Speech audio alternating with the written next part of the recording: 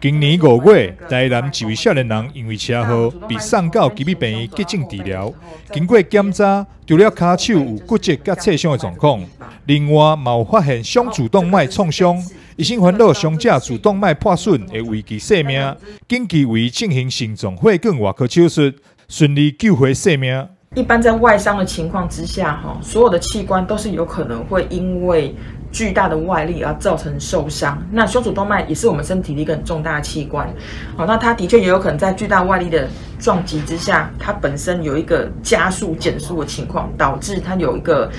血管内膜的一个受伤的情况。那当然它也有分4个等级。那么一般来讲，目前的美国医学会建议2到4级是需要做进一步的处理的，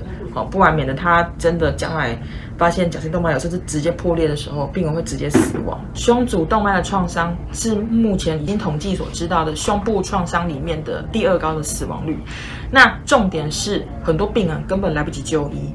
那所以终究还是回到那一句老话，就是预防胜于治疗。各位如果有需要骑机车的民众呢，会希望你们还是要小心驾驶，以策安全。医生提醒，胸主动脉创伤是重大外伤的隐形炸弹，就算讲会当外到进入去诊室，但是嘛有可能只是因为一个扫尔，就会当让主动脉破去大出血，造成死亡。所以希望大家不管是骑车或者是塞车，拢要小心驾驶，以保安全。